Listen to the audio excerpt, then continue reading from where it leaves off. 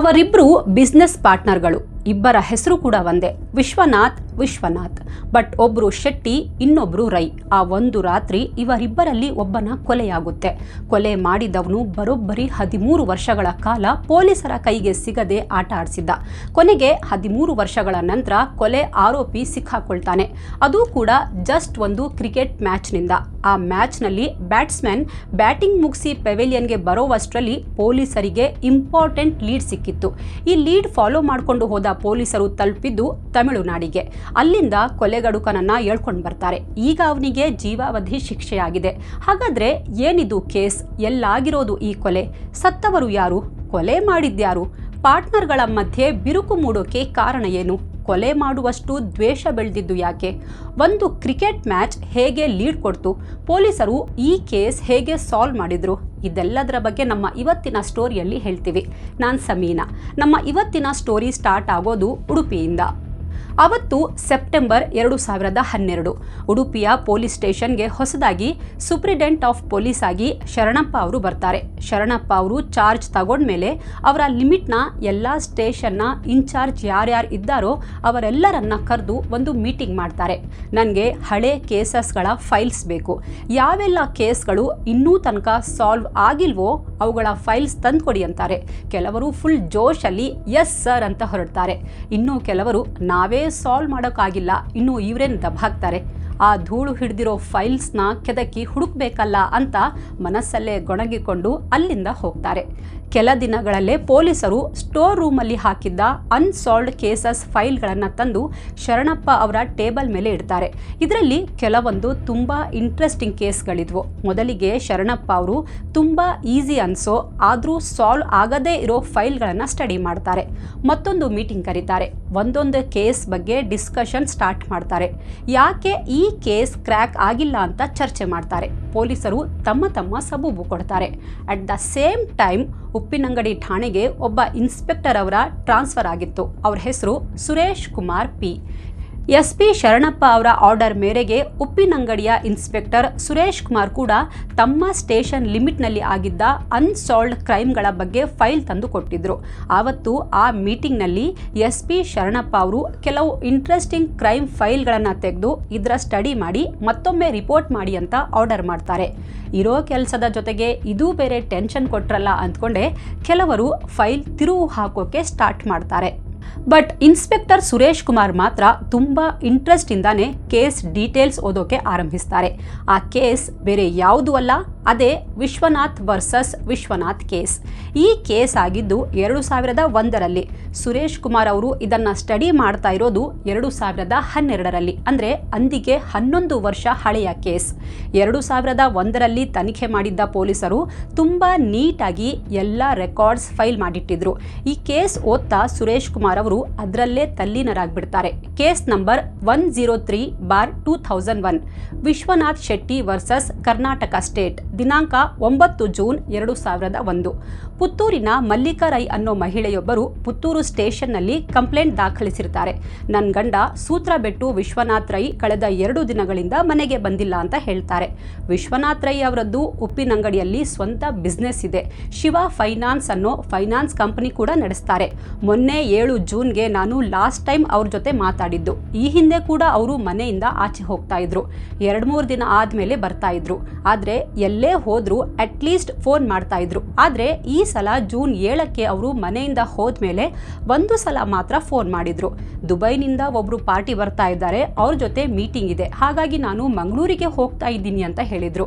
ನನ್ನ ಗಂಡನ ಜೊತೆ ಅವರ ಬಿಸ್ನೆಸ್ ಮ್ಯಾನೇಜರ್ ಆಗಿ ಒಬ್ರು ಕೆಲಸ ಮಾಡ್ತಾ ಇದ್ದಾರೆ. ಅವ್ರ ಹೆಸರು ವಿಶ್ವನಾಥ್ ಶೆಟ್ಟಿ ಅಂತ ಮಲ್ಲಿಕಾ ತನ್ನ ಕಂಪ್ಲೇಂಟ್ನಲ್ಲಿ ಹೇಳಿದ್ರು. ಅವತ್ತು ಕಾಲ್ನಲ್ಲಿ ನಾವಿಬ್ರು ಮಂಗಳೂರಿಗೆ ಹೋಗ್ತಾ ಇದ್ದೀವಿ ಅಂತ ವಿಶ್ವನಾಥ್ ಹೇಳಿದ್ರು.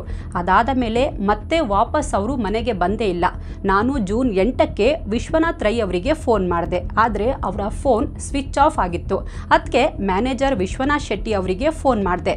ಆಗ ಅವರು ಮಂಗಳೂರಲ್ಲಿ ಜೋರ್ ಮಳೆ ಬರ್ತಾ ಇದೆ, ರೈ ಅವರು ಬೇರೆ ಕಡೆ ನಿಂತ್ಕೊಂಡಿದ್ದಾರೆ, ನಾನು ಬೇರೆ ಕಡೆ ನಿಂತ್ಕೊಂಡಿದ್ದೀನಿ, ಆಮೇಲೆ ಫೋನ್ ಮಾಡಿಸ್ತೀನಿ ಇದ್ದೀನಿ ಅಂತ ಹೇಳಿ ಫೋನ್ ಕಟ್ ಮಾಡಿದ್ರು. ಇದಾದ ಮೇಲೆ ಶೆಟ್ಟಿ ಅವರಿಗೆ ಸತತವಾಗಿ ಫೋನ್ ಮಾಡಿದೆ, ಆದರೂ ಫೋನ್ ಸ್ವಿಚ್ ಆಫೇ ಬರ್ತಾ ಇತ್ತು. ಮತ್ತೊಮ್ಮೆ ವಿಶ್ವನಾಥ್ ಶೆಟ್ಟಿ ಅವರಿಗೆ ಕಾಲ್ ಮಾಡಿ ನನ್ನ ಗಂಡನಿಗೆ ಫೋನ್ ಕೊಡಿ, ಮಾತಾಡಬೇಕು ಅಂದೆ. ಆದರೆ ಅವರು ನನ್ನ ಫೋನ್ ಕಟ್ ಮಾಡಿಬಿಟ್ರು. ಮತ್ತೆ ಕಾಲ್ ಮಾಡಿದ್ರು, ಅವರು ಕಾಲ್ ಕಟ್ ಮಾಡಿಬಿಡ್ತಾ ಇದ್ರು ಅಂತ ಮಲ್ಲಿಕಾ ರೈ ಕಂಪ್ಲೇಂಟ್ನಲ್ಲಿ ಹೇಳಿದರು. ಈ ಕಂಪ್ಲೇಂಟ್ ಮತ್ತು ಅದಾದ ಮೇಲೆ ಆದ ಬೆಳವಣಿಗೆಗಳ ಬಗ್ಗೆ ಇನ್ಸ್ಪೆಕ್ಟರ್ ಸುರೇಶ್ ಕುಮಾರ್ ಕೂಲಂಕುಷವಾಗಿ ಸ್ಟಡಿ ಮಾಡಿದ್ರು. ಅಲ್ಲಿಗೆ ಆವತ್ತು ವಿಶ್ವನಾಥ್ ರೈ ಅವರು ವಿಶ್ವನಾಥ್ ಶೆಟ್ಟಿ ಜೊತೆ ಮಂಗಳೂರಿಗೆ ಹೋಗ್ತಾ ಇದ್ದೀನಿ ಅಂತ ಹೆಂಡತಿ ಮಲ್ಲಿಕಾ ಅವರಿಗೆ ಹೇಳಿ ಹೋಗಿದ್ರು. 2-3 ದಿನ ಆದರೂ ಅವರ ಸುಳಿವು ಸಿಕ್ಕಿರಲಿಲ್ಲ. ಈ ಕಂಪ್ಲೇಂಟ್ ಆಧರಿಸಿ ಪೊಲೀಸರು ತನಿಖೆ ಸ್ಟಾರ್ಟ್ ಮಾಡಿದ್ರು. ಇದಾಗಿ 2 ದಿನದ ನಂತರ ಅಂದರೆ 11 ಜೂನ್ 2001ಕ್ಕೆ ಉತ್ತರ ಕನ್ನಡದ ಹೊನ್ನಾವರ ಸ್ಟೇಷನ್ ಲಿಮಿಟ್ ಹತ್ರ ಒಂದು ಅನಾಥ ಶವ ಸಿಕ್ಕಿತ್ತು. ಆದರೆ ದೇಹದ ಗುರುತೇ ಸಿಗದಷ್ಟು ಹಾಳಾಗಿತ್ತು. ಪೊಲೀಸರು ಯಾವುದೋ ಅಪರಿಚಿತ ಶವ ಅಂತ ಹೇಳಿ PM ಮಾಡಿಸಿ ಸರ್ಕಾರಿ ಶವಾಗಾರದಲ್ಲಿ ದೇಹ ಇಟ್ಟಿದ್ರು. ಮಿಸ್ಸಿಂಗ್ ಕಂಪ್ಲೇಂಟ್ ರಿಜಿಸ್ಟರ್ ಆಗಿದ್ರಿಂದ ಪೊಲೀಸರು ಸುತ್ತಮುತ್ತ ಸ್ಟೇಷನ್ ಲಿಮಿಟ್ಗೂ ಫೋಟೋ ಸರ್ಕ್ಯುಲೇಟ್ ಮಾಡಿ ಇನ್ಫಾರ್ಮ್ ಮಾಡಿದ್ರು. ಅದೇ ಸಮಯದಲ್ಲಿ ಅನಾಥ ಶವ ಸಿಕ್ಕಿರೋ ಬಗ್ಗೆ ಪುತ್ತೂರು ಪೊಲೀಸರಿಗೆ ಮಾಹಿತಿ ಸಿಗುತ್ತೆ. ಕೂಡಲೇ ಪೊಲೀಸರು ಶವಾಗಾರಕ್ಕೆ ಹೋಗ್ತಾರೆ. ಹೊನ್ನಾವರದ ನಿರ್ಜನ ಪ್ರದೇಶದಲ್ಲಿ ಶವ ಸಿಕ್ಕಿತ್ತು. ಆಲ್ರೆಡಿ ಕೊಳೆಯೋಕೆ ಆರಂಭಿಸಿತ್ತು. ಹಾಗಾಗಿ ಅವರಿಗೂ ದೇಹದ ಗುರುತು ಸಿಗಲ್ಲ. ಆದರೆ ಆ ವ್ಯಕ್ತಿ ಹಾಕ್ಕೊಂಡಿದ್ದ ಶರ್ಟ್ನ ಕಾಲರ್ ಹತ್ರ ಒಂದು ಲೇಬಲ್ ಇತ್ತು. ಅದರ ಮೇಲೆ ಸಿಂಧು ಪುತ್ತೂರು 21376 ಅಂತ ಬರೆಯಲಾಗಿತ್ತು. ಈ ಟ್ಯಾಗ್ ನೋಡಿದ ಪೊಲೀಸರು ಸತ್ತಿರೋ ವ್ಯಕ್ತಿ ಪುತ್ತೂರಿನವರೇ ಆಗಿರಬಹುದು ಅಂತ ಡೌಟ್ ಪಡ್ತಾರೆ. ಯಾವುದಕ್ಕೂ ಇರಲಿ ಅಂತ ವಿಶ್ವನಾಥ್ ರೈ ಹೆಂಡತಿ ಮಲ್ಲಿಕಾಗೆ ವಿಷಯ ಹೇಳ್ತಾರೆ. ಹೀಗೆ ನಮಗೊಂದು ಅಪರಿಚಿತ ಶವ ಸಿಕ್ಕಿದೆ, ನೀವು ಕೂಡಲೇ ಗೌರ್ಮೆಂಟ್ ಹಾಸ್ಪಿಟಲ್ನ ಶವಾಗಾರಕ್ಕೆ ಬನ್ನಿ ಅಂತಾರೆ. ಶವ ಅನ್ನೋ ಮಾತು ಕೇಳಿದ ಕೂಡಲೇ ಮಲ್ಲಿಕಾ ಹೆದರಿ ಬಿಡ್ತಾರೆ. ಅಯ್ಯೋ, ಇದು ಸುಳ್ಳಾಗಿರಲಿ, ಆ ಶವ ನನ್ನ ಪತಿಯದ್ದಾಗಿರೋದು ಬೇಡ ಅಂತ ಮನಸ್ಸಲ್ಲೇ ದೇವರನ್ನ ಪ್ರಾರ್ಥಿಸ್ತಾ ಶವಾಗಾರಕ್ಕೆ ಬರ್ತಾರೆ. ಹೆದರ್ಕೊಂಡೇ ದೇಹ ನೋಡ್ತಾರೆ. ಮುಖ ಫುಲ್ ಹಾಳಾಗಿದ್ರಿಂದ ಯಾರಿಗೂ ಗುರುತು ಸಿಗಲ್ಲ. ಬಟ್ ಶರ್ಟ್ ನೋಡಿದ ತಕ್ಷಣ ಮಲ್ಲಿಕಾಗೆ ಗರ ಬಡ್ದಂತಾಗುತ್ತೆ. ಇದು ನನ್ನ ಗಂಡ ವಿಶ್ವನಾಥ್ ರೈ ಅಂತ ಹೇಳ್ತಾ ಅಳೋಕೆ ಸ್ಟಾರ್ಟ್ ಮಾಡ್ತಾರೆ. ಹೇಗೂ PM ಮುಗ್ದಿತ್ತು. ಬೇರೆ ಫಾರ್ಮಾಲಿಟೀಸ್ ಎಲ್ಲ ಮುಗಿಸಿ ದೇಹವನ್ನ ಕುಟುಂಬದವರಿಗೆ ಹಸ್ತಾಂತರಿಸ್ತಾರೆ. ಪೊಲೀಸರು ತನಿಖೆ ಮುಂದುವರಿಸ್ತಾರೆ. ಅಷ್ಟೊತ್ತಿಗೆ PM ರಿಪೋರ್ಟ್ ಬಂದಿತ್ತು. ರಿಪೋರ್ಟ್ನಲ್ಲಿ ರೈ ಅವರನ್ನ ತಲೆಗೆ ಬಲವಾಗಿ ಹೊಡೆದು ಬರ್ಬರವಾಗಿ ಕೊಲೆ ಮಾಡಲಾಗಿದೆ ಎನ್ನಲಾಗಿತ್ತು. ಅಲ್ಲಿಗೆ ಮಿಸ್ಸಿಂಗ್ ಕೇಸ್ ಕೊಲೆ ಕೇಸ್ಗೆ ಬದಲಾಗಿತ್ತು. ಪೊಲೀಸರ ಡೌಟ್ನ ರಡಾರ್ನಲ್ಲಿ ಮೊದಲು ಬಂದಿದ್ದೇ ವಿಶ್ವನಾಥ್ ಶೆಟ್ಟಿ. ಯಾಕಂದರೆ ಮಲ್ಲಿಕಾ ರೈ ಪ್ರಕಾರ ರೈ ವಿಶ್ವನಾಥ್ ಶೆಟ್ಟಿ ಜೊತೆ ಹೋಗಿದ್ರು. ಅಂದರೆ ಕೊಲೆಯಾದ ದಿನ ವಿಶ್ವನಾಥ್ ರೈ ಜೊತೆ ವಿಶ್ವನಾಥ್ ಶೆಟ್ಟಿ ಇದ್ರು ಅನ್ನೋದು ಪೊಲೀಸರ ಥಿಯರಿ. ಹಾಗಾಗಿ ಪೊಲೀಸರು ವಿಶ್ವನಾಥ್ ಶೆಟ್ಟಿಯನ್ನು ಹುಡುಕೋಕೆ ಆರಂಭಿಸ್ತಾರೆ. ಬಟ್ ವಿಶೇಷ ಅಂದರೆ ಶೆಟ್ಟಿ ಕೂಡ ಜೂನ್ 7ರಿಂದ ಕಾಣೆಯಾಗಿದ್ದ. ಅಂದರೆ ಜೂನ್ 8ರ ತನಕ ರೈ ಮತ್ತು ಶೆಟ್ಟಿ ಇಬ್ಬರೂ ಜೊತೆಯಲ್ಲೇ ಇದ್ರು. ಆದರೆ ಒಬ್ಬನ ಮೃತದೇಹ ಸಿಕ್ಕಿದ್ರೆ ಮತ್ತೊಬ್ಬ ಮಿಸ್ಸಿಂಗ್ ಇದ್ದ. ಇದು ಖಂಡಿತ ಹಣಕಾಸಿನ ವ್ಯವಹಾರಕ್ಕೆ ಆಗಿರೋ ಕೊಲೆ ಅನ್ನೋದು ಪೊಲೀಸರ ಮೈಂಡಲ್ಲಿ ಮನೆ ಮಾಡಿತ್ತು. ಯಾಕಂದರೆ ಇಬ್ಬರೂ ಒಟ್ಟಿಗೆ ರಿಯಲ್ ಎಸ್ಟೇಟ್ ಕೆಲಸ ಮಾಡ್ತಾ ಇದ್ರು. ಇಬ್ಬರೂ ಒಟ್ಟಿಗೆ ಹೋಗಿದ್ದಾರೆ. ಬಟ್ ಒಬ್ಬ ಕೊಲೆ ಆದರೆ ಮತ್ತೊಬ್ಬ ಮಿಸ್ಸಿಂಗ್. ಅಲ್ಲಿಗೆ ಎಲ್ಲ ಸಾಂದರ್ಭಿಕ ಸಾಕ್ಷಿಗಳು ವಿಶ್ವನಾಥ್ ಶೆಟ್ಟಿಯೇ ಕೊಲೆಗಾರ ಅನ್ನೋದನ್ನ ಸಾರಿ ಹೇಳ್ತಿದ್ವು. ಮತ್ತೊಂದು ಥಿಯರಿ ಪ್ರಕಾರ ಬಹುಶಃ ಬೇರೆ ಯಾರಾದರೂ ಇವರಿಬ್ಬರ ಮೇಲಿನ ದ್ವೇಷಕ್ಕೆ ಇಬ್ಬರನ್ನು ಕೊಲೆ ಮಾಡಿರಬಹುದಾ? ಹಾಗೇನಾದರೂ ಆಗಿದ್ರೆ ಶೆಟ್ಟಿಯ ದೇಹ ಎಲ್ಲಿ? ಈ ಆಯಾಮವನ್ನು ಪೊಲೀಸರು ಎಕ್ಸ್ಪ್ಲೋರ್ ಮಾಡ್ತಾರೆ. ಸುತ್ತಮುತ್ತಲಿನ ಸ್ಟೇಷನ್ಗೆ ಕಾಲ್ ಮಾಡಿ ಯಾವುದಾದ್ರೂ ಅನಾಥ ಶವ ಸಿಕ್ಕಿದ್ಯಾ ಅಂತೆಲ್ಲ ವಿಚಾರಿಸ್ತಾರೆ. ಆದರೆ ಆ ಡೇಟ್ ಆಸುಪಾಸಲ್ಲಿ ಯಾವುದೇ ಅನಾಥ ಶವ ಸಿಕ್ಕಿರಲಿಲ್ಲ. ಮತ್ತೊಂದು ಕಡೆ ಪೊಲೀಸರ ಟೀಮ್ ವಿಶ್ವನಾಥ್ ಶೆಟ್ಟಿ ಮನೆಗೆ ಹೋಗುತ್ತೆ. ಮನೆಯಲ್ಲಿ ವಿಶ್ವನಾಥ್ ಶೆಟ್ಟಿಯ ಹೆಂಡತಿ ಮತ್ತು ಮಗ ಇದ್ರು. ಆಗ ಮಗನಿಗೆ ವಯಸ್ಸು 5-6 ವರ್ಷ ಇತ್ತು. ವಿಶ್ವನಾಥ್ ಶೆಟ್ಟಿ ಹೆಂಡತಿಯನ್ನ ವಿಚಾರಿಸ್ತಾರೆ. ಸರ್, ನಮ್ಮ ಮನೆಯವರು ವಿಶ್ವನಾಥ್ ರೈ ಜೊತೆ ಮಂಗಳೂರಿಗೆ ಹೋಗ್ತೀನಿ ಅಂತ ಅಂದಿದ್ರು. ಈಗ 2 ದಿನ ಆಯಿತು. ಅವರ ಫೋನ್ ಸ್ವಿಚ್ ಆಫ್ ಬರ್ತಾ ಇದೆ. ಅವರೆಲ್ಲಿದ್ದಾರೆ, ಹೇಗಿದ್ದಾರೆ, ಏನಾಗಿದೆಯೋ ಗೊತ್ತಿಲ್ಲ ಸರ್ ಅಂತಾರೆ. ನಾನು ಪೊಲೀಸ್ ಸ್ಟೇಷನ್ನಲ್ಲಿ ವಿಶ್ವನಾಥ್ ಶೆಟ್ಟಿ ಅವರ ಮಿಸ್ಸಿಂಗ್ ಕಂಪ್ಲೇಂಟ್ ರಿಜಿಸ್ಟರ್ ಮಾಡಿಸಿದ್ದೀನಿ ಅಂತಾರೆ. ಅಲ್ಲಿಗೆ ರೈ ಕೊಲೆ ಕೇಸ್ ಇನ್ವೆಸ್ಟಿಗೇಟ್ ಮಾಡ್ತಿದ್ದ ಪೊಲೀಸರಿಗೆ ಈಗ ಶೆಟ್ಟಿಯ ಮಿಸ್ಸಿಂಗ್ ಕೇಸ್ ಕೂಡ ಹೆಗಲಿಗೆ ಬಿದ್ದಿತ್ತು. ಸರಿ ಅಂತ ಶೆಟ್ಟಿ ಮನೆಯಿಂದ ಹೊರಡ್ತಾರೆ. ಇಬ್ಬರ ಬಗ್ಗೆಯೂ ತನಿಖೆ ಸ್ಟಾರ್ಟ್ ಮಾಡ್ತಾರೆ. ಈಗಲೂ ಪೊಲೀಸರಿಗೆ ಶೆಟ್ಟಿಯೇ ಪ್ರೈಮ್ ಸಸ್ಪೆಕ್ಟ್ ಆಗಿದ್ದ. ಆದರೆ ಎಷ್ಟು ಹುಡುಕಿದ್ರೂ ಶೆಟ್ಟಿಯ ಸುಳಿವೇ ಸಿಗಲ್ಲ. ಪೊಲೀಸರು ರಿಲೇಟಿವ್ಸ್, ಫ್ರೆಂಡ್ಸ್, ಜೊತೆಯಲ್ಲಿ ಕೆಲಸ ಮಾಡಿದವರು ಹೀಗೆ ಎಲ್ಲರ ಹತ್ರನೂ ಇಬ್ಬರ ಬಗ್ಗೆ ವಿಚಾರಣೆ ಮಾಡ್ತಾರೆ. ಹೀಗಿರುವಾಗ ಇವರಿಬ್ಬರಿಗೆ ಕಾಮನ್ ಆಗಿ ಪರಿಚಯ ಇದ್ದ ಒಬ್ಬ ಒಂದು ವಿಚಾರ ಹೇಳ್ತಾನೆ. ಅದೇನಂದ್ರೆ ಅವತ್ತು ಮಂಗಳೂರಿಗೆ ಹೋಗೋ ದಿನ ಇವರಿಬ್ಬರೇ ಹೋಗಿರಲಿಲ್ಲ, ಬದಲಿಗೆ ಮತ್ತೊಬ್ಬ ವ್ಯಕ್ತಿ ಕೂಡ ಇವರ ಜೊತೆಗೇ ಇದ್ದ ಅನ್ನೋದು. ಅವನ ಹೆಸರು ಸುಭಾಷ್ ಚಂದ್ರ. ಸುಭಾಷ್ನ ಅಡ್ರೆಸ್ ಪತ್ತೆ ಮಾಡ್ತಾರೆ. ಕೂಡಲೇ ಸುಭಾಷ್ ಚಂದ್ರನನ್ನ ಎತ್ತಾಕೊಂಡು ಬರ್ತಾರೆ. ಸ್ವಲ್ಪ ಖಡಕ್ಕಾಗಿ ವಿಚಾರಿಸ್ಕೊಳ್ತಾರೆ. ಏನು ನಖರ ಮಾಡದೆ, ಸರ್ ಜೂನ್ 7ಕ್ಕೆ ನಾನು ಅವರಿಬ್ಬರ ಜೊತೆ ಇದ್ದೆ, ನಾನು ಅವರ ಕಂಪನಿಯಲ್ಲೇ ಕೆಲಸ ಮಾಡೋದು. ಆ ದಿನ ನಾವು ಅಲ್ಲೇ ಒಂದು ಕಡೆ ಬಿಯರ್ ತಗೊಂಡ್ವಿ. ಉಪ್ಪಿನಂಗಡಿಯ ಗಾಂಧಿ ಪಾರ್ಕ್ ಬಳಿ ರೈ ಅವರದ್ದು ಮನೆ ಇದೆ, ಅಲ್ಲೇ ನಾವೆಲ್ಲ ಸೇರಿ ಪಾರ್ಟಿ ಮಾಡಿದ್ವಿ. ಎಲ್ರಿಗೂ ಎಣ್ಣೆ ನಶೆ ಏರಿತ್ತು. ಅದು ಇದು ಅಂತ ಮಾತಾಡುವಾಗ ಹಣಕಾಸಿನ ಬಗ್ಗೆ, ಬಿಸ್ನೆಸ್ ಬಗ್ಗೆ ಮಾತು ಸ್ಟಾರ್ಟ್ ಆಯಿತು. ಮಾತಾಡ್ತಾ ಮಾತಾಡ್ತಾ ಸಡನ್ ಆಗಿ ಏನಾಯ್ತೋ ಗೊತ್ತಿಲ್ಲ ಸರ್, ಇಬ್ರು ಕಿತ್ತಾಡೋಕೆ ಸ್ಟಾರ್ಟ್ ಮಾಡಿದ್ರು. ಅದೇ ಕೋಪದಲ್ಲಿ ವಿಶ್ವನಾಥ್ ಶೆಟ್ಟಿ ಅಲ್ಲೇ ಇದ್ದ ಒಂದು ಕಬ್ಬಿಣದ ರಾಡ್ ತಗೊಂಡು ವಿಶ್ವನಾಥ್ ರೈ ತಲೆಗೆ ಬಲವಾಗಿ ಹೊಡೆದು ಬಿಟ್ರು. ರೈ ಅವರ ಮನೆಯಲ್ಲೇ ಸತ್ತೋದ್ರು. ಇದೆಲ್ಲ ನೋಡ್ತಾ ಇದ್ದ ನನಗೆ ಗಾಬರಿ ಆಗೋಯ್ತು. ಕೊಲೆ ಮಾಡಿದ್ಮೇಲೆ ಶೆಟ್ಟಿ ಕೂಡ ಶಾಕ್ನಲ್ಲಿದ್ದರು. ಇಬ್ಬರಿಗೂ ಏನು ಮಾಡಬೇಕು ಗೊತ್ತಾಗಲಿಲ್ಲ. ಆಮೇಲೆ ಶೆಟ್ರು ವಿಶ್ವನಾಥ್ ರೈ ದೇಹವನ್ನು ತಮ್ಮ ಕಾರಲ್ಲಿ ಹಾಕ್ಕೊಂಡು ಹೊರಟರು. ಶವ ಹೊನ್ನಾವರ ಹತ್ರ ಬಿಸಾಕ್ಬಿಟ್ರು. ನನಗೆ ತುಂಬ ಭಯ ಆಗೋಗಿತ್ತು. ಅದಕ್ಕೆ ನಾನು ಅಲ್ಲಿಂದ ಓಡಿ ಹೋಗ್ಬಿಟ್ಟೆ ಅಂತಾನೆ. ಕೊಲೆಗೆ ಸಾಥ್ ಮತ್ತು ಸಾಕ್ಷಿ ನಾಶಕ್ಕೆ ಸಹಾಯ ಮಾಡಿದ್ದ ಆರೋಪದಲ್ಲಿ ಸುಭಾಷ್ ಚಂದ್ರನನ್ನ ಪೊಲೀಸರು ಅರೆಸ್ಟ್ ಮಾಡ್ತಾರೆ. ಆದರೆ ಸುಭಾಷ್ ಪರಿಸ್ಥಿತಿಗೆ ಬಲಿಪಶುವಾಗಿದ್ದ. ಇನ್ನು ಅಸಲಿ ಕಲ್ಪ್ರಿಟ್ ವಿಶ್ವನಾಥ್ ಶೆಟ್ಟಿ ನಾಪತ್ತೆಯಾಗಿದ್ದ. ಈಗ ಪೊಲೀಸರಿಗೆ ಒಂದು ಕ್ಲಾರಿಟಿ ಸಿಕ್ಕಿತ್ತು. ವಿಶ್ವನಾಥ್ ರೈಯನ್ನ ವಿಶ್ವನಾಥ್ ಶೆಟ್ಟಿಯೇ ಕೊಲೆ ಮಾಡಿದ್ದಾನೆ ಅನ್ನೋದು ಪಕ್ಕಾ ಆಗಿತ್ತು. ಈಗ ಪೊಲೀಸರ ಬಳಿ ಕೊಲೆಯ ಪ್ರತ್ಯಕ್ಷ ಸಾಕ್ಷಿ ಸುಭಾಷ್ ಇದ್ದ. ಬಟ್ ಶೆಟ್ಟಿ ಇನ್ನೂ ಅಬ್ಸ್ಕಾಂಡಿಂಗ್ ಆಗಿದ್ದ. ಹಾಗಾದ್ರೆ ಶೆಟ್ಟಿ ಎಲ್ಲಿ? ಪೊಲೀಸರು ತಮಿಳುನಾಡು, ಕೇರಳ ಸೇರಿದಂತೆ ಅಕ್ಕಪಕ್ಕದ ರಾಜ್ಯಗಳಲ್ಲೂ ಹೋಗಿ ಸರ್ಚ್ ಮಾಡ್ತಾರೆ. ಆದರೆ ಏನೂ ಯೂಸ್ ಆಗಲ್ಲ. ಎಂಥ ದುರಂತ ಅಂದರೆ ಹೀಗೆ 11 ವರ್ಷ ಕಳೆದು ಹೋಗುತ್ತೆ. ವಿಶ್ವನಾಥ್ ಶೆಟ್ಟಿಯ ಸುಳಿವೇ ಸಿಗಲ್ಲ. ಎಲ್ಲ ಪ್ರಯತ್ನ ಮಾಡಿದ ಪೊಲೀಸರು ಕೊನೆಗೆ ಅನ್ಸಾಲ್ವ್ಡ್ ಕೇಸ್ ಅಂತ ಫೈಲ್ ಮೂಲೆಗೆ ಹಾಕ್ತಾರೆ. ಅಲ್ಲಿಗೆ 2012ನೇ ಇಸವಿ ಬರುತ್ತೆ. ಇನ್ಸ್ಪೆಕ್ಟರ್ ಸುರೇಶ್ ಕುಮಾರ್ ಅವರು SP ಸೂಚನೆ ಮೇರೆಗೆ ರೈ ವರ್ಸಸ್ ಶೆಟ್ಟಿ ಕೇಸ್ ಫೈಲ್ನ ತುಂಬ ಡೀಪ್ ಆಗಿ ಸ್ಟಡಿ ಮಾಡ್ತಾರೆ. ತಾನು ಹೇಗಾದರೂ ಮಾಡಿ ಈ ಕೇಸ್ ಸಾಲ್ವ್ ಮಾಡಬೇಕಲ್ಲ ಅಂತ ಯೋಚಿಸ್ತಾರೆ. ಈ ಹಿಂದಿನ ಆಫೀಸರ್ಸ್ ಕೂಡ ತುಂಬ ಚೆನ್ನಾಗಿ ಇನ್ವೆಸ್ಟಿಗೇಟ್ ಮಾಡಿದ್ರು, ರೆಕಾರ್ಡ್ ಕೂಡ ಮೇಂಟೈನ್ ಮಾಡಿದ್ರು. ಎಲ್ಲೂ ಇನ್ವೆಸ್ಟಿಗೇಷನಲ್ಲಿ ಲೂಪ್ ಹೋಲ್ ಇರಲಿಲ್ಲ. ಪ್ರತಿಯೊಂದು ಮೈನ್ಯೂಟ್ ಡೀಟೇಲ್ಸ್, ಚಿಕ್ಕ ಚಿಕ್ಕ ಇನ್ಫಾರ್ಮೇಷನ್ ಕೂಡ ಫೈಲ್ನಲ್ಲಿತ್ತು. ಎಲ್ಲವನ್ನು ಸುರೇಶ್ ಕುಮಾರ್ ನೋಟ್ ಮಾಡ್ಕೋತಾರೆ. ತನಿಖೆ ಸ್ಟಾರ್ಟ್ ಮಾಡ್ತಾರೆ. ಮೊದಲಿಗೆ ಸುರೇಶ್ ಕುಮಾರ್ ಅವರು ಒಂದು ಪ್ಲಾನ್ ಮಾಡ್ತಾರೆ. ವಿಶ್ವನಾಥ್ ಶೆಟ್ಟಿ ಹೆಂಡತಿ ಮತ್ತು ಮಗ ಈಗ ಎಲ್ಲಿದ್ದಾರೆ ಅಂತ ಪತ್ತೆ ಮಾಡ್ತಾರೆ. ಶೆಟ್ಟಿ ಮನೆಗೆ ಹೋಗ್ತಾರೆ. ಗಂಡನ ಬಗ್ಗೆ ವಿಚಾರಿಸ್ತಾರೆ. ಮೊದಲಿಗೆ ಶೆಟ್ಟಿ ಹೆಂಡತಿಗೆ ಕಸಿವಿಸಿ ಆಗುತ್ತೆ. 12 ವರ್ಷದ ನಂತರ ಮತ್ತೆ ಯಾಕೆ ಪೊಲೀಸರು ನಮ್ಮನೆಗೆ ಬಂದಿದ್ದಾರೆ ಅಂತ ಅಂಜಿಕೆಯಿಂದಲೇ ಮಾತಾಡ್ತಾರೆ. ನಿಮ್ ಗಂಡ ಶೆಟ್ಟಿ ಬಗ್ಗೆ ಏನಾದರೂ ಮಾಹಿತಿ ಸಿಗ್ತಾ ಅಂತಾರೆ. ಗಂಡನ ಬಗ್ಗೆ ಕೇಳಿದ ಕೂಡಲೇ ಅವರು ಅಳೋಕೆ ಶುರು ಮಾಡ್ತಾರೆ. ಸರ್, ಅವತ್ತಿಂದ ಇವತ್ತಿನವರೆಗೂ ಅವರ ಒಂದು ಸುಳಿವೂ ಇಲ್ಲ. ಅವರು ಬದುಕಿದ್ದಾರಾ ಸತ್ತಿದ್ದಾರಾ ಅದೂ ಗೊತ್ತಿಲ್ಲ ಸರ್ ಅಂತಾರೆ. ಯಾಕೋ ಪೊಲೀಸರ ಮೂಗಿಗೆ ಸಂಶಯದ ವಾಸನೆ ಬಡ್ದಿತ್ತು. ಸಮಥಿಂಗ್ ಫಿಶಿ ಅನಿಸಿತ್ತು. ಅಕಸ್ಮಾತ್ ಶೆಟ್ಟಿ ಜೀವಂತ ಇದ್ರೆ ಮಗನ ಜೊತೆಗಾದರೂ ಮಾತಾಡೋಕೆ ಫೋನ್ ಮಾಡಿರ್ತಾನೆ. ಅದೂ ಮಾಡಿಲ್ಲ ಅಂದರೆ ಏನರ್ಥ? ಹೆಂಡತಿ ಸುಳ್ಳು ಹೇಳ್ತಾ ಇರಬಹುದಾ? ಇಲ್ಲ ಶೆಟ್ಟಿ ಸತ್ತಿರಬಹುದಾ? ಸರಿ, ಯಾವುದಕ್ಕೂ ಇರಲಿ ಅಂತ ಕೆಲವು ಇನ್ಫಾರ್ಮರ್ಗಳನ್ನು ಫೀಲ್ಡಿಗಿಳಿಸ್ತಾರೆ. ಹೆಂಡತಿ ಏನು ಮಾಡ್ತಾಳೆ, ಮಗ ಏನು ಮಾಡ್ತಾನೆ, ಇಬ್ಬರು ಯಾರ್ಯಾರ ಜೊತೆಗೆ ಫೋನ್ ಮಾಡ್ತಾರೆ, ಇವರಿಗೆ ಯಾರ್ಯಾರು ಫೋನ್ ಮಾಡ್ತಾರೆ, ಇವರ ಸಂಬಂಧಿಕರು ಎಲ್ಲಿದ್ದಾರೆ, ಹೀಗೆ ಎಲ್ಲ ಡೀಟೇಲ್ಸ್ ಕಲೆಕ್ಟ್ ಮಾಡಿ ಅಂತ ಆದೇಶ ಕೊಡ್ತಾರೆ. ಬಟ್ ಹಗಲು ರಾತ್ರಿ ನಿಗಾ ಇಟ್ಟು ಹುಡುಕಿದ್ರೂ ಸಂಶಯ ಪಡುವಂಥದ್ದು ಏನೂ ಸಿಗಲ್ಲ. ಅಲ್ಲಿಗೆ 2012 ಕಳೆದು 2013 ಬರುತ್ತೆ. ಅಂದರೆ ಕೇಸ್ ರೀಓಪನ್ ಆಗಿ 1 ವರ್ಷ ಕಳೆಯುತ್ತೆ. ಸುರೇಶ್ ಕುಮಾರ್ ಅವರ ಮನಸ್ಸಿಗೆ ನಾವು ಏನೋ ಮಿಸ್ ಮಾಡ್ತಾ ಇದ್ದೀವಿ ಅನ್ನೋ ಹಾಗೆ ಭಾಸವಾಗಿತ್ತು. ಬಟ್ ಅದೇನು ಅನ್ನೋದು ಗೊತ್ತಾಗ್ತಾ ಇರಲಿಲ್ಲ. SP ಬೇರೆ ಜವಾಬ್ದಾರಿ ವಹಿಸಿದ್ದಾರೆ. ಈ ಕೇಸ್ ನಾನು ಕ್ರ್ಯಾಕ್ ಮಾಡಲೇಬೇಕು, ಶೆಟ್ಟಿನ ಹಿಡಿಲೇಬೇಕು ಅಂತ ಪಣ ತೊಡ್ತಾರೆ. ಕೇಸ್ ಫೈಲ್ನ 10ಕ್ಕೂ ಹೆಚ್ಚು ಸಲ ಓದಿದ್ರು ಏನೂ ಕ್ಲೂ ಸಿಗಲ್ಲ. ಆದರೂ ಛಲ ಬಿಡದೆ ಮತ್ತೆ ಮೊದಲಿಂದ ಕೇಸ್ ಫೈಲ್ ಓದ್ತಾರೆ. ಹೀಗೆ ಓದ್ತಾ ಇರುವಾಗ ಆ 2 ಲೈನ್ ಮೇಲೆ ಕಣ್ಣು ಹೋಗುತ್ತೆ.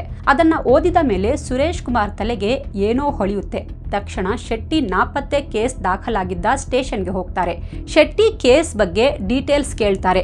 ಜೂನ್ 9ಕ್ಕೆ ಶೆಟ್ಟಿ ಪತ್ನಿ ಗಂಡನ ಮಿಸ್ಸಿಂಗ್ ಕಂಪ್ಲೇಂಟ್ ರಿಜಿಸ್ಟರ್ ಮಾಡಿಸಿದ್ರು. ಇದಾಗಿ 2-3 ತಿಂಗಳು ಬಹಳ ಸಲ ಶೆಟ್ಟಿ ಪತ್ನಿ ಕೇಸ್ ಅಪ್ಡೇಟ್ ಬಗ್ಗೆ ಕೇಳೋಕೆ ಬರ್ತಾ ಇದ್ರು. ಅವ್ರ ಬಗ್ಗೆ ಏನಾದರೂ ಸುಳಿವು ಸಿಕ್ತಾ ಅಂತ ವಿಚಾರಿಸ್ತಾನೆ ಇದ್ರು. ಆದರೆ 2-3 ತಿಂಗಳ ಬಳಿಕ ಅವರು ಸ್ಟೇಷನ್ಗೆ ಬರೋದನ್ನ ನಿಲ್ಲಿಸ್ಬಿಟ್ರು.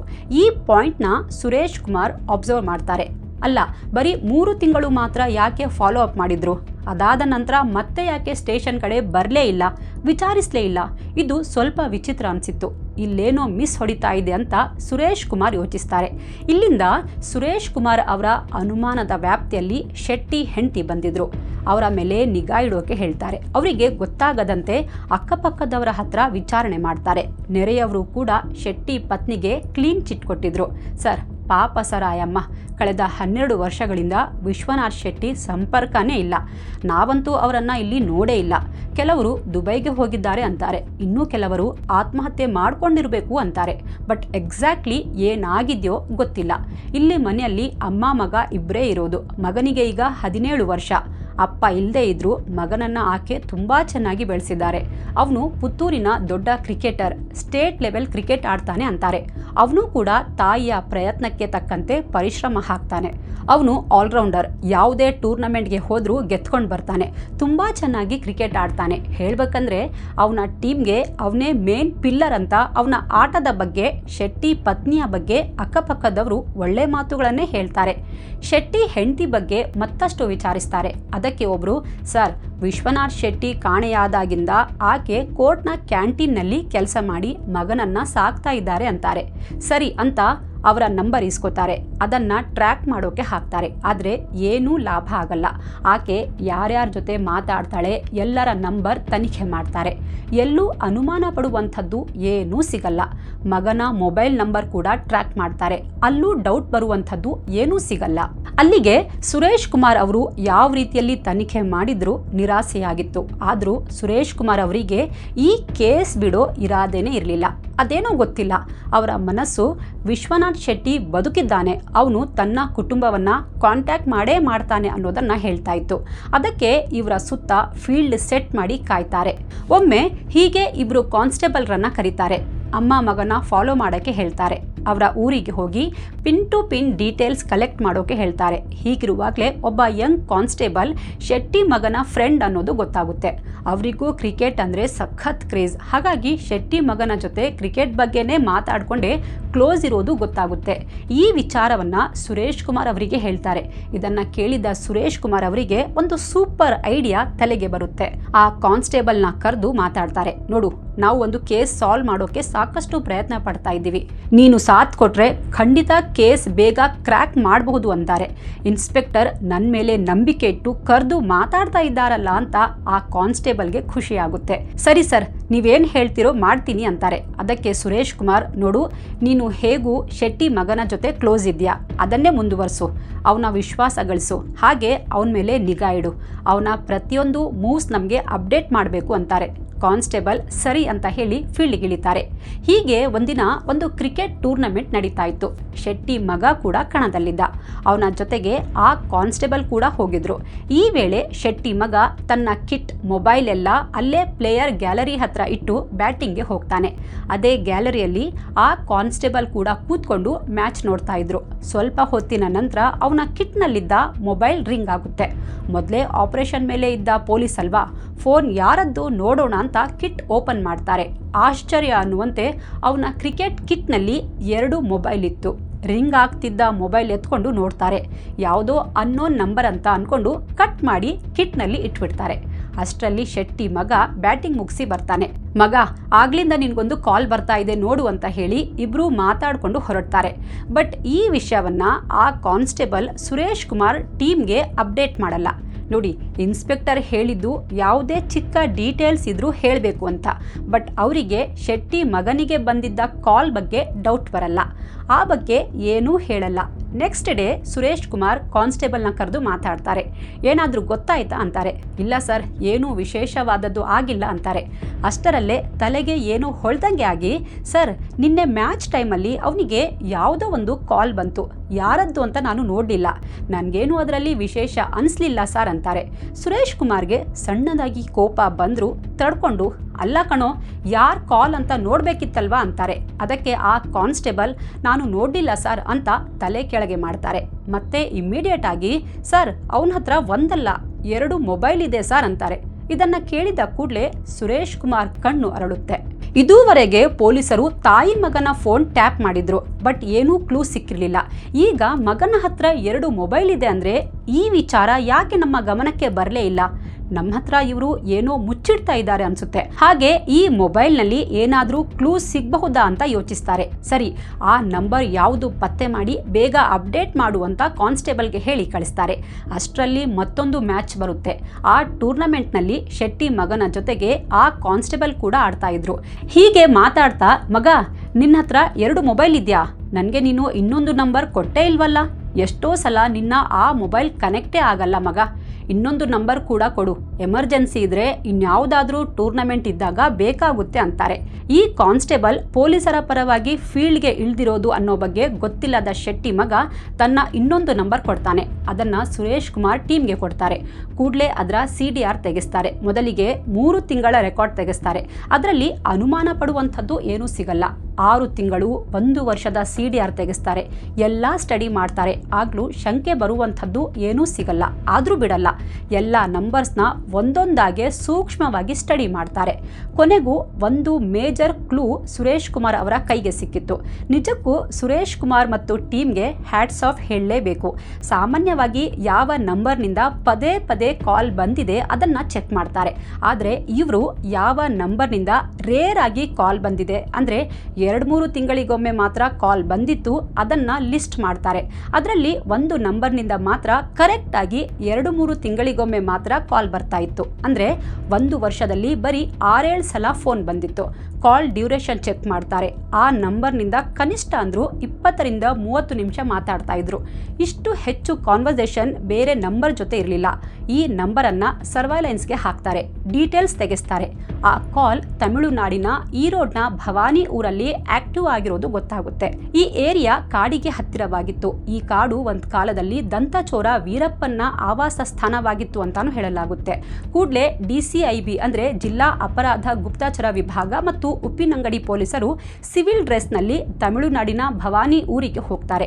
ವಿಶ್ವನಾಥ್ ಶೆಟ್ಟಿಯ ಕೆಲ ಹಳೆ ಫೋಟೋಸ್ ಕೂಡ ತಗೊಂಡು ಹೋಗ್ತಾರೆ. ಆ ಫೋಟೋ ತೋರಿಸಿ ಇವರನ್ನ ಎಲ್ಲಾದ್ರೂ ನೋಡಿದ್ದೀರಾ ಅಂತ ಅಲ್ಲಿನ ಜನರನ್ನ ವಿಚಾರಿಸ್ತಾರೆ. ತುಂಬಾ ಜನರ ಹತ್ರ ಕೇಳ್ತಾರೆ. ಎಲ್ಲರೂ ಇಲ್ಲ ನಮಗೆ ಗೊತ್ತಿಲ್ಲ ಅಂತಾರೆ. ಆದರೆ ಅದರಲ್ಲಿ ಒಬ್ಬ ಮಾತ್ರ ಫೋಟೋದಲ್ಲಿದ್ದವನನ್ನ ಗುರ್ತು ಹಿಡಿತಾನೆ. ಸರ್, ಇವನು ವಿಶ್ವನಾಥ್ ಶೆಟ್ಟಿ ಅಲ್ಲ, ಇವನ ಹೆಸರು ರಾಜ್ ತಂಬಿ ಅಂತಾನೆ. ಇವನು ಕಳೆದ 10-12 ವರ್ಷದಿಂದಾನು ಈರೋಡ್ನಲ್ಲೇ ನೆಲೆಸಿದ್ದಾನೆ. ಇಲ್ಲಿ ಇವನು ಬಿಸ್ನೆಸ್ ಮಾಡ್ತಾನೆ. ಇವನದ್ದೇ ರಾಜ್ ಫೈನಾನ್ಸ್ ಮತ್ತು ಚಿಟ್ ಫಂಡ್ಸ್ ಆಫೀಸ್ ಇದೆ ಅಂತಾರೆ. ಇದು ಪೊಲೀಸರಿಗೆ ಸಿಕ್ಕ ಅತಿ ದೊಡ್ಡ ಲೀಡ್ ಆಗಿತ್ತು. ರಾಜ್ ತಂಬಿ ಎಲ್ಲಿದ್ದಾನೆ ತೋರ್ಸು ನಡಿ ಅಂತ ಕರ್ಕೊಂಡು ಹೋಗ್ತಾರೆ. ಆ ವ್ಯಕ್ತಿ ಸೀದಾ ರಾಜ್ ತಂಬಿ ಮನೆಗೆ ಕರ್ಕೊಂಡು ಹೋಗ್ತಾನೆ. ಪೊಲೀಸರು ಡೋರ್ ಬೆಲ್ ಮಾಡ್ತಾರೆ. ಬಾಗಿಲು ಓಪನ್ ಆಗುತ್ತೆ. ಡೋರ್ ಓಪನ್ ಮಾಡಿದ ವ್ಯಕ್ತಿ ನೋಡಿ ಪೊಲೀಸರ ಮುಖದಲ್ಲಿ ಯುದ್ಧ ಗೆದ್ದ ಸಂಭ್ರಮ ಮೂಡುತ್ತೆ. ಯಾಕಂದ್ರೆ ಆತ ಮತ್ಯಾರೂ ಅಲ್ಲ, 13 ವರ್ಷದ ಹಿಂದೆ ಕೊಲೆ ಮಾಡಿ ತಲೆಮರೆಸಿಕೊಂಡಿದ್ದ, ಪೊಲೀಸರ ಜೊತೆಗೆ ವಿಡಿಯೋ ಗೇಮ್ ಆಟ ಆಡಿದ್ದ ಕೋಡಿಂಬಾಡಿ ವಿಶ್ವನಾಥ್ ಶೆಟ್ಟಿ. ಅವನಿಗೀಗ 50 ವರ್ಷ. ಸಿವಿಲ್ ಡ್ರೆಸ್ನಲ್ಲಿದ್ದ ಪೊಲೀಸರನ್ನ ನೋಡಿ ತಮಿಳಿನಲ್ಲಿ ಮಾತಾಡ್ತಾನೆ. ಯಾರ್ ನೀವು, ಏನ್ ಬೇಕಿತ್ತು ಅಂತಾನೆ. ಅದಕ್ಕೆ ಪೊಲೀಸರು ತಮಿಳು ಅಲ್ಲ ಕಣೋ ಬದ್ಮಾಶ್, ನಾವು ಕನ್ನಡಿಗರು ಅಂತ ಹೇಳ್ತಾ ಸೀದಾ ಕತ್ತಿನ ಪಟ್ಟಿಗೆ ಕೈ ಹಾಕಿ ಎಳ್ಕೊಂಡು ಬಂದು ಜೀಪಲ್ಲಿ ಕೂರಿಸ್ತಾರೆ. ಅವನಿಗೆ ಮರು ಮಾತಾಡೋಕ್ಕೂ ಟೈಮ್ ಕೊಡದೆ ಪುತ್ತೂರಿಗೆ ಕರ್ಕೊಂಡು ಬರ್ತಾರೆ. ಆಗ ಆಗಸ್ಟ್ 2014, 13 ವರ್ಷಗಳ ಬಳಿಕ ಕೊನೆಗೂ ಮೋನಪ್ಪ ಶೆಟ್ಟಿಯ ಮಗ Vishwanath Shetty alias Panchami alias Raju Thambi arrest ಆಗಿದ್ದ. 13 ವರ್ಷಗಳ ನಂತರ ಕೇಸ್ ಕ್ರ್ಯಾಕ್ ಮಾಡಿದ ಖುಷಿ ಮತ್ತು ಸಾರ್ಥಕ ಭಾವ ಸುರೇಶ್ ಕುಮಾರ್ರಲ್ಲಿತ್ತು. ಅವರ ಟೀಮ್ ಫುಲ್ ಝೂಮ್ ಅಲ್ಲಿದ್ರು. ಶೆಟ್ಟಿಯನ್ನ ಸ್ಟೇಷನ್ಗೆ ಕರ್ಕೊಂಡು ಬಂದು ವಿಚಾರಣೆ ಆರಂಭಿಸ್ತಾರೆ. ನನ್ನ ಆಟ ನಡೆಯಲ್ಲ, ಸುಳ್ಳು ಹೇಳಿ ಪ್ರಯೋಜನನೂ ಇಲ್ಲ ಅಂತ ಅನ್ಕೊಂಡು ವಿಶ್ವನಾಥ್ ಶೆಟ್ಟಿ ತನ್ನ ಕಥೆ ಶುರು ಮಾಡ್ತಾನೆ. ಸರ್, ನನ್ನ ಹೆಸರು ವಿಶ್ವನಾಥ್ ಶೆಟ್ಟಿ. ನನ್ನ ಸ್ನೇಹಿತ ವಿಶ್ವನಾಥ್ ರೈ. 1999ರಲ್ಲಿ ನಾನು ಮತ್ತು ವಿಶ್ವನಾಥ್ ರೈ ಇಬ್ರು ಸೇರ್ಕೊಂಡು ಶಿವ ಫೈನಾನ್ಸ್ ಅಂತ ಫೈನಾನ್ಸ್ ಮತ್ತು ರಿಯಲ್ ಎಸ್ಟೇಟ್ ಕಂಪನಿ ಸ್ಟಾರ್ಟ್ ಮಾಡಿದ್ವಿ. ವಿಶ್ವನಾಥ್ ರೈನ ಎಲ್ಲರೂ ಬಡ್ಡಿ ವಿಶ್ವ ಅಂತಾನೆ ಕರಿತಾ ಇದ್ರು. ಇನ್ಫ್ಯಾಕ್ಟ್ ರೈ ಆ ಕಂಪನಿ ಮಾಲೀಕರಾಗಿದ್ರು. ಅವ್ರ ಹತ್ರ 2-3 ಮನೆ ಇದ್ವು. ರೈ ತನ್ನ ಹೆಂಡತಿ ಮಲ್ಲಿಕಾ ರೈ ಜೊತೆಗೆ ಉಪ್ಪಿನಂಗಡಿಯ ಹಿರೇಬಂಡಾಡಿ ಗ್ರಾಮದ ಹರಿನಗರದಲ್ಲಿ ಇರ್ತಾ ಇದ್ರು. ಗಾಂಧಿ ಪಾರ್ಕ್ ಹತ್ರ ಇದ್ದ ಮನೆಯನ್ನ ಬಿಸ್ನೆಸ್ ಮೀಟಿಂಗ್ಗೋಸ್ಕರ ಬಳಸ್ತಾ ಇದ್ವಿ. ಇದೇ ಮನೆಯಲ್ಲೇ ಕೂತ್ಕೊಂಡು ನಾವು ಬಿಸ್ನೆಸ್ ಬಗ್ಗೆ ಮಾತಾಡ್ತಾ ಇದ್ವಿ. ನನ್ನ ಮೇಲೆ ಅವರಿಗೆ ತುಂಬಾ ನಂಬಿಕೆ ಇತ್ತು. ನನ್ನನ್ನ ಪಾರ್ಟ್ನರ್ ಮಾಡ್ಕೊಂಡಿದ್ರು. ವ್ಯವಹಾರ ಎಲ್ಲ ನಾನೇ ಮ್ಯಾನೇಜ್ ಮಾಡ್ತಾ ಇದ್ದೆ. ನಾವಿಬ್ರು ತುಂಬಾ ಚೆನ್ನಾಗಿದ್ವಿ. ಆದ್ರೆ ಬರ್ತಾ ಬರ್ತಾ ನಮ್ಮಿಬ್ಬರ ಮಧ್ಯೆ ಪ್ರಾಫಿಟ್ ಶೇರಿಂಗ್ ವಿಚಾರಕ್ಕೆ ಗಲಾಟೆ ಸ್ಟಾರ್ಟ್ ಆಗಿತ್ತು. ಇದರಿಂದಾಗಿ ನನಗೆ ರೈ ಮೇಲೆ ಕೋಪ ಇತ್ತು. ಹೋಗ್ತಾ ಹೋಗ್ತಾ ಕೋಪ ದ್ವೇಷಕ್ಕೆ ತಿರುಗಿತ್ತು. ಅವತ್ತು ಜೂನ್ 7. ಹೀಗೆ ನಾನು, ರೈ ಮತ್ತು ಇನ್ನೊಬ್ಬ ಸುಭಾಷ್ ಚಂದ್ರ ಕುಡಿಯೋಕೆ ಕೂತ್ಕೊಂಡ್ವಿ. ಅವತ್ತು ಇದೇ ಹಣಕಾಸಿನ ವಿಷಯಕ್ಕೆ ನಮ್ಮಿಬ್ಬರ ಮಧ್ಯೆ ಜಗಳ ಆಯಿತು. ನನ್ನ ಪಿತ್ತ ನೆತ್ತಿಗೇರಿತ್ತು. ಮೊದಲೇ ಕುಡಿದ ನಶೆಯಲ್ಲಿದ್ದ ನನಗೆ ಕೋಪ ತಡೆಯಕ್ಕಾಗಲಿಲ್ಲ. ಅಲ್ಲೇ ಇದ್ದ ಅಯನ್ ರಾಡ್ನಿಂದ ಅವನ ತಲೆಗೆ ಜೋರಾಗಿ ಬಿಟ್ಟೆ. ಅವನು ಅವನ ಮನೆಯಲ್ಲೇ ಸತ್ತೋದ. ನಂತರ ಅವನ ದೇಹವನ್ನು ನನ್ನ ಮಾರುತಿ ಝೆನ್ ಕಾರಲ್ಲಿ ತಗೊಂಡು ಹೋಗಿ ಹೊನ್ನಾವರದ ಹತ್ರ ಬಿಸಾಕಿಬಿಟ್ಟೆ. ನಂತರ ಜೂನ್ 8ಕ್ಕೆ ಕಾರನ್ನು ಕದ್ರಿ ಪಾರ್ಕ್ ಹತ್ರ ಪಾರ್ಕ್ ಮಾಡಿ 1 ಲಕ್ಷ ರೂಪಾಯಿ ತಗೊಂಡು ತಮಿಳುನಾಡಿಗೆ ಎಸ್ಕೇಪ್ ಆಗಿಬಿಟ್ಟೆ. ನಂತರ ಯಾರಿಗೂ ಸಿಗದ ಹಾಗೆ ತಮಿಳುನಾಡಲ್ಲಿ ತಲೆಮರೆಸಿಕೊಂಡೆ ಅಂತ ಪೊಲೀಸರಿಗೆ ಸ್ಟೇಟ್ಮೆಂಟ್ ಕೊಡ್ತಾನೆ. ಈ ರೋಡ್ಗೆ ಹೋದ್ಮೇಲೆ ಕೆಲವು ದಿನ ಯಾರ ಕಣ್ಣಿಗೂ ಬೀಳದಂತೆ ಭೂಗತ ಆದೆ. ನಂತರ ನನ್ನ ಹೆಸರು ಚೇಂಜ್ ಮಾಡಿಕೊಂಡೆ. ಅಲ್ಲಿ ಎಲ್ಲರಿಗೂ ರಾಜು ಅಂತ ಪರಿಚಯ ಮಾಡಿಕೊಂಡೆ. ಒಂದು ಹಾಸ್ಪಿಟಲ್ನಲ್ಲಿ ಡ್ರೈವರ್ ಕೆಲಸಕ್ಕೆ ಸೇರಿಕೊಂಡೆ. ನಾನು ತುಂಬ ಒಬಿಡಿಯಂಟ್ ಆಗಿ ಕೆಲಸ ಮಾಡ್ತಾ ಇದ್ದೆ. ನನ್ನಿಂದ ಇಂಪ್ರೆಸ್ ಆಗಿ ಅದೇ ಹಾಸ್ಪಿಟಲ್ನ ಡಾಕ್ಟರ್ ಒಬ್ಬರು ಕಡಂಬೂರಿನಲ್ಲಿದ್ದ ತಮ್ಮ ಎಸ್ಟೇಟ್ ನೋಡ್ಕೊಳ್ಳೋಕೆ ನನ್ನನ್ನು ನೇಮಿಸಿದ್ರು. ಅಲ್ಲಿ ನಾನು ಎಸ್ಟೇಟ್ ಮ್ಯಾನೇಜರ್ ಆಗಿ ಕೆಲಸ ಮಾಡೋಕೆ ಶುರು ಮಾಡಿದೆ. ಆವಾಗ ಅವರ ಜೊತೆ ಮಾತಾಡುವಾಗ ಡಾಕ್ಟರ್ಗೆ ಫೈನಾನ್ಸ್ ಬಗ್ಗೆ ಸಜೆಷನ್ಸ್ ಕೊಡ್ತಾ ಇದ್ದೆ. ನನ್ನ ಐಡಿಯಾ ಅವರಿಗೆ ಹಿಡಿಸಿತ್ತು. ಅವರು ನನಗೆ ಸ್ವಲ್ಪ ದುಡ್ಡು ಕೊಟ್ಟು ಫೈನಾನ್ಸ್ ಬಿಸ್ನೆಸ್ ಆರಂಭಿಸುವ ಅಂದರು. ಅದೇ ದುಡ್ಡಲ್ಲಿ ನಾನು ಕಡಂಬೂರಿನಲ್ಲಿ ರಾಜ್ ಫೈನಾನ್ಸ್ ಮತ್ತು ಚಿಟ್ ಫಂಡ್ ಸ್ಟಾರ್ಟ್ ಮಾಡಿದೆ. ಬಿಸ್ನೆಸ್ ಕ್ಲಿಕ್ ಆಯಿತು. ಎಲ್ಲರೂ ನನ್ನ ರಾಜು ತಂಬಿ ಅಂತ ಕರಿತಾ ಇದ್ರು ಅಂತ ಪೊಲೀಸರಿಗೆ ಸ್ಟೇಟ್ಮೆಂಟ್ ಕೊಡ್ತಾನೆ. ಬಟ್ ಒಂದಲ್ಲ ಒಂದಿನ ಪೊಲೀಸರು ನನ್ನನ್ನು ಹಿಡಿತಾರೆ ಅಂತ ಗೊತ್ತಿತ್ತು. ಉಪ್ಪಿನಂಗಡಿಯಲ್ಲಿ ಪುತ್ತೂರಿನಲ್ಲಿ ಏನಾಗ್ತಾ ಇದೆ ಅನ್ನೋ ಬಗ್ಗೆ ನನಗೆ ಗೊತ್ತಿರಲಿಲ್ಲ. ಬಟ್ ನನ್ನ ಹೆಂಡತಿ ಮತ್ತು ಮಗನ ಮೇಲೆ ನಿಗಾ ಇಟ್ಟಿರ್ತಾರೆ ಅನ್ನೋದು ಗೊತ್ತಿತ್ತು. ಅದಕ್ಕೆ ಕೆಲವು ದಿನ ಅವರನ್ನು ಸಂಪರ್ಕ ಮಾಡಲೇ ಇಲ್ಲ. ನಂತರ ಈ ಕೇಸ್ ತಣ್ಣಗಾದ್ಮೇಲೆ ಅವರಿಬ್ಬರನ್ನು ಇಲ್ಲಿಗೆ ಕರೆಸಿಕೊಳ್ತಿದ್ದೆ. ಅವರನ್ನು ಮನೆಗೆ ಕರ್ಕೊಂಡು ಹೋದರೆ ಡೇಂಜರ್ ಅಂತ ಒಂದು ಗೆಸ್ಟ್ ಹೌಸ್ಗೆ ಕರ್ಕೊಂಡು ಹೋಗ್ತಾ ಇದ್ದೆ.